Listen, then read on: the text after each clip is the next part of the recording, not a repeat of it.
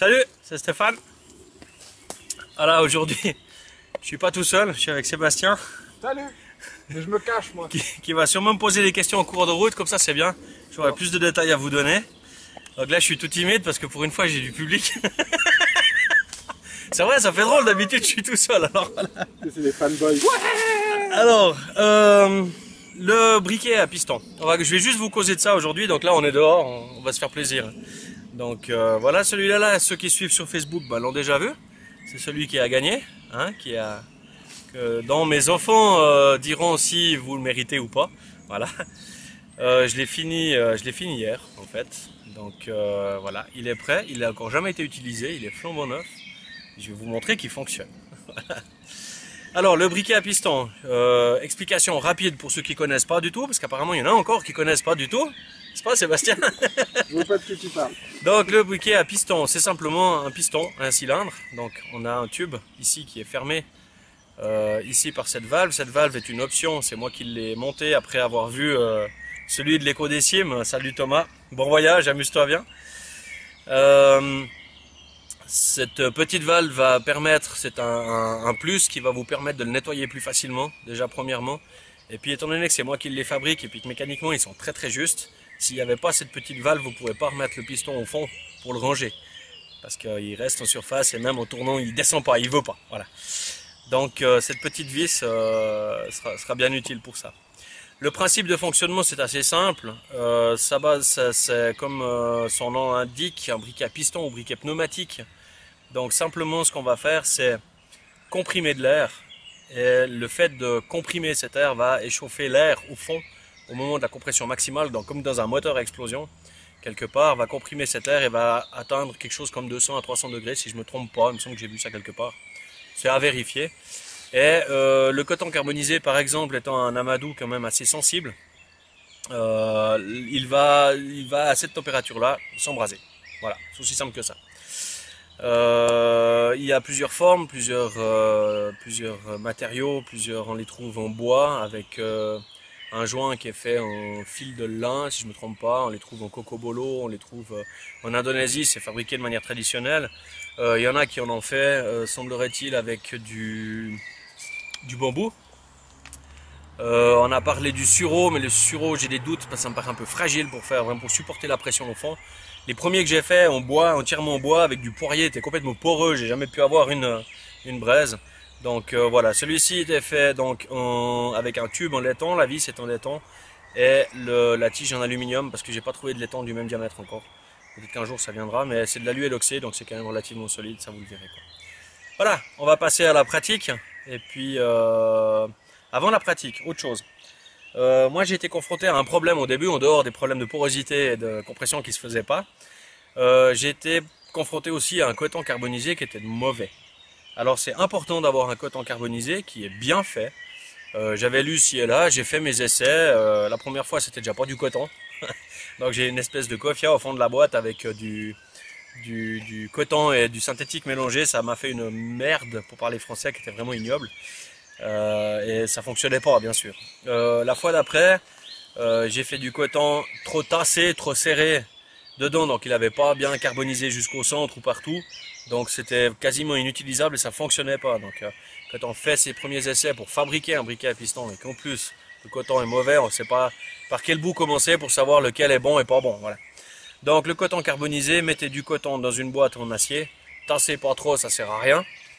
Et puis mettez ça au feu et puis attendez jusqu'à ce qu'il n'y ait plus de fumée, simplement. C'est pas 10 minutes, quart d'heure, 20 minutes, c'est jusqu'à qu'il n'y ait plus de fumée qui se dégage de la boîte. Mettez-les sur les braises, c'est mieux, comme ça vous verrez mieux pour cette fumée comment ça se passe. Donc je vais essayer avec ce tas de feuilles, c'est des feuilles sèches que j'ai ramassées par là, j'ai vraiment pas préparé grand chose, je suis pas vraiment sûr que ça donne quelque chose, on verra. Alors je vous engage au début, ce coton ça coûte rien, hein, donc faites-en. Je vous engage au début quand vous faites vos premiers essais, de prendre des petits carrés de ce coton pour mettre dans votre nid. Mettez un petit carré un peu plus gros au début, l'histoire d'avoir une braise qui tienne un petit moment. Ça vous permettra de démarrer ça quand même un tout petit peu plus simplement, quoi. J'ai un photographe en plus et tout qui est en train de... Ah, c'est pas possible. Le briquet à piston lui-même. Donc préparation, on sort le piston et comme m'a fait mon fiston la dernière fois, on n'oublie pas de serrer la vis. Serrer un petit peu, c'est un O-ring qui est derrière, il n'y a pas besoin de serrer comme un âne. Les joints ça assure l'étanchéité assez facilement.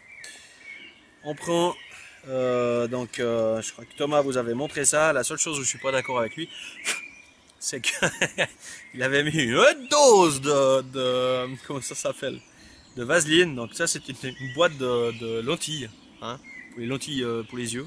Ma femme en a 3-4 ces boîtes, j'ai pris ça, j'ai dit ça va bien, c'est pas, voilà. En principe je prends même pas ça avec le doigt, mais il faut vraiment juste en mettre un poil autour du joint.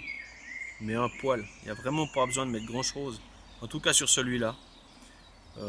Il est déjà suffisamment étanche de lui-même, mais c'est juste pour que la friction soit plus facile. Donc il y a moins d'effet de friction et moins de frottement. Et puis voilà, ça crame pas, au moins ça crame pas le O-ring. Voilà. Ensuite, qu'est-ce qu'on fait? On prend un tout petit bout de coton, alors vraiment un petit bout qu'on va placer au bout, ici. Le coton doit être ni tassé, et si possible, il doit tenir dedans, normalement il tient, hein. Ne le tassez pas trop, faites juste de manière à ce qu'il tienne, parce qu'après il faudra le sortir, c'est un peu ça le problème. Et puis si possible qu'il y ait un peu de fibre qui dépasse, donc pas que ce soit tout lisse avec toutes les fibres contre le fond, mais juste un peu de fibre qui dépasse du coton déchiré, donc la partie déchirée, vous verrez que c'est celle-là qui prend le plus facilement bien sûr. Ensuite vous vous préparez à portée de main, vous avez le temps en principe, hein, mais préparez un petit truc pour pouvoir gratter, posez votre braise où vous voulez, et normalement ça devrait aller tout seul. Donc là on le fait en one shot. Je suis sûr que ça marchera pas, c'est juste pour m'emmerder. Alors le coton, on le met là. Hop, le reste, il est où? Il est tombé. Voilà, hein. Alors on le plante dedans, on peut avancer d'un bon centimètre. C'est pas un problème, ça vous évitera de taper de travers. Taper à mon sens, il n'y a pas besoin. Moi je le plaque ici, je vais un coup bien au fond. Parce que le gros problème de taper, c'est qu'on va pas forcément au fond. Si on va pas au fond, on n'a pas la compression qu'il faut. C'est un coup jusqu'au fond et normalement la braise est au bout. Juste pour m'embêter, elle y est pas. C'est la première fois que je l'essaye, hein, mais ça va aller.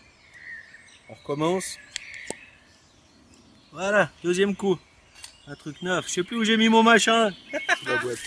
C'est pas grave. Ah, il est sous la boîte. Voilà, la braise est toujours là, elle est belle. Elle est vraiment belle. Voilà, je la pose sur l'autre morceau. Dès ce moment-là, on a le temps. Hein, pose le piston à côté, pas de souci. J'y croyais pas au début à cette histoire de temps, mais on a le temps. Voilà, je prends mon nid.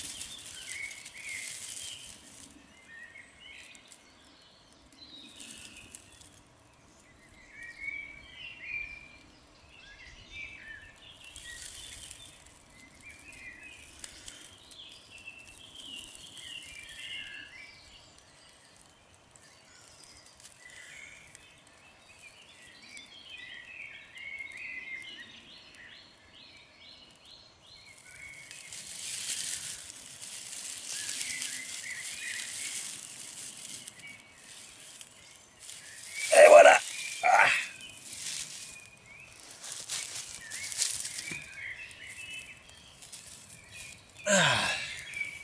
Je suis pas énervé, je fais ça depuis 2 semaines. J'avais jamais fait ça avant. C'est possible. C'est à la portée de tout le monde. Voilà les gars, je pense que vous avez plus ou moins presque tout. Hop là. Le briquet à piston, c'est simple. Maintenant, si vous voulez l'entretenir un petit peu, puis je pense que c'est bien. Je pensais même pas y arriver sérieusement avec le tas de feuilles, quoi. Ce que je vous conseille de faire par la suite, c'est que surtout si vous faites plusieurs essais, vous commencez à avoir le peu de, je sais pas si vous voyez encore avec la fumée, le peu de vaseline qui va se mélanger avec le carbone. Donc il suffit simplement de mettre un petit coup de chiffon de temps en temps, juste pour le nettoyer ici, nettoyer aussi le réceptacle, et puis sortir la vis, passer une patte dedans, nettoyer un peu tout ça à la manière d'un canon d'un fusil un peu, quelque part. Et puis ça demande très peu d'entretien, mais c'est bien de le faire dans les règles de l'art, vous voyez, ça marche. À bientôt, ciao.